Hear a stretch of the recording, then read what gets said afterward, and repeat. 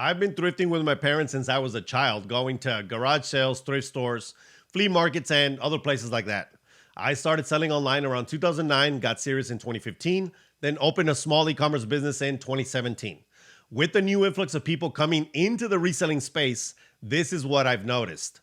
Most people walk through the thrift store like they're, oh my God, half asleep, their eyes glazed over with earbuds in, and the cart filling up with stuff they're gonna regret.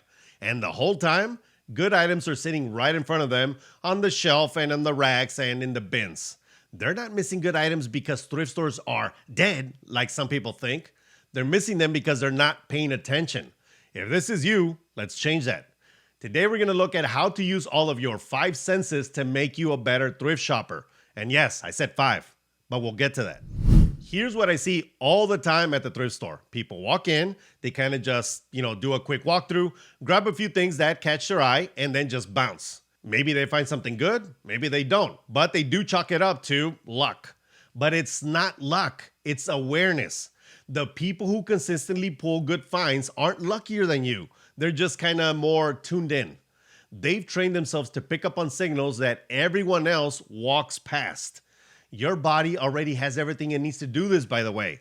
Maybe you've just never been told how to use it all at once.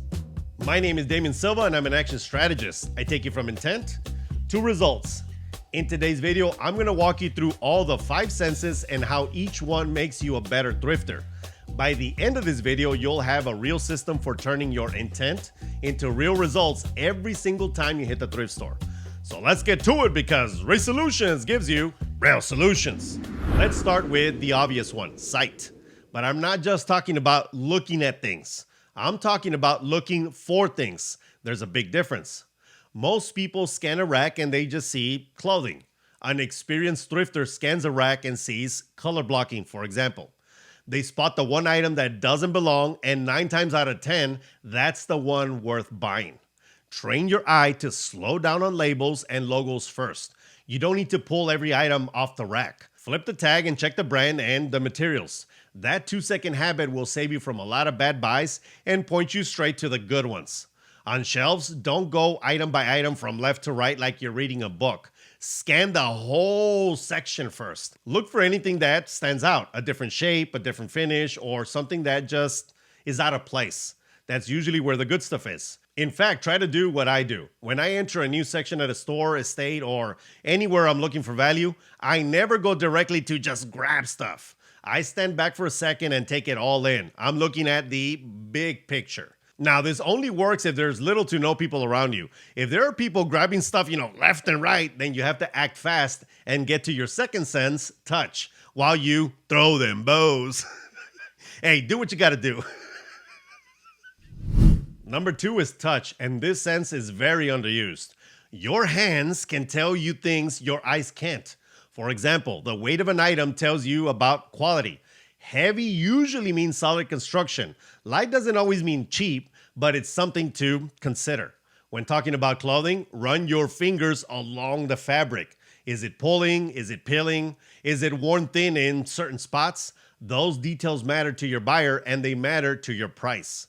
A sweater that looks okay from a few feet away may feel like trash from up close. Also, check the stitching on the seams. Check the hardware on bags and belts. Zippers should pull smoothly, and I have found plenty that get stuck, so be careful.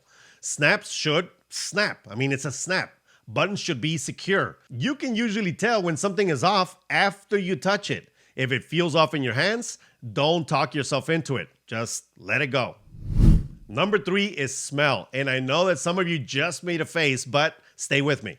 Smell is one of the most practical tools you have at the thrift store, especially when you're sourcing stuff like clothing or soft goods.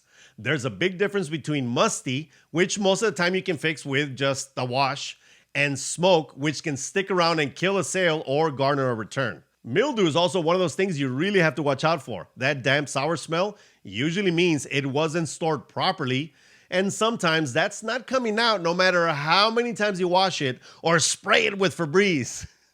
And that's just a return waiting to happen. Look, when you're thrifting, you don't have to make it obvious, A quick sniff near the collar or inside the lining tells you everything you need to know in about 2 seconds.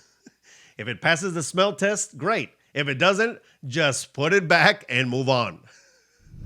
Number 4 is hearing, and this one matters most when you're sourcing stuff like, I don't know, electronics, toys, or anything that has moving parts. If it's supposed to make a sound, test it. If a toy is battery powered, find out if those batteries still work or if you need new ones.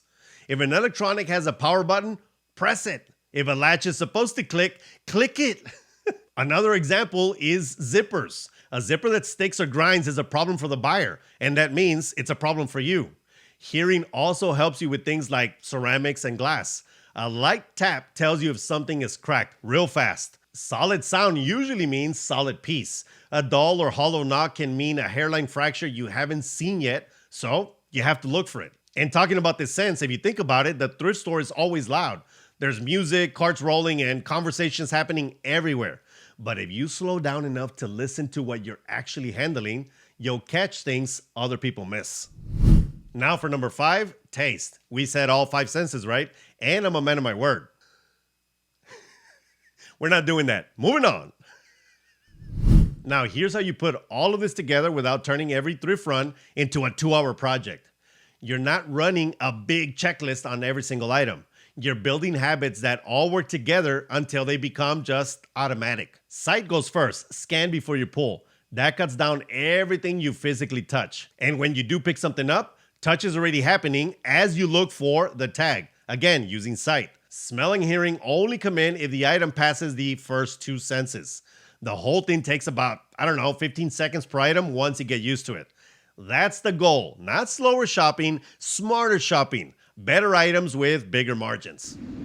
You already have everything you need to find better items. You just haven't been using it all at once. Sight, touch, smell, and hearing. Put all 4 to work on purpose and you'll stop missing the good stuff. And taste, well, only if you're into that. And that's it, everybody. To continue supporting the channel, you can always buy the Resale Loop to add value to the photos you're already taking. Better photos means better sales, plain and simple.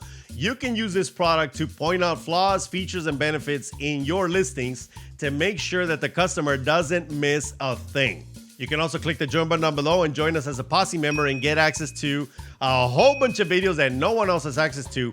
Plus, right now, if you sign up as a 40cal member, you get access to Bruce. He is my personal AI lister that is freaking awesome and works on your own ChatGPT. So if you're already paying for ChatGPT, this is a great add-on that helps you build better titles, better descriptions, and better listings overall using only 2 picks. Yep, only 2.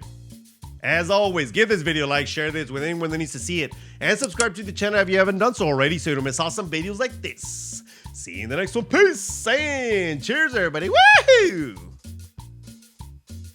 I hope you guys like this one. I know that a lot of you are going to probably say, well, I already know all that. Okay, but are you actually using it? Sometimes we just need a quick reminder.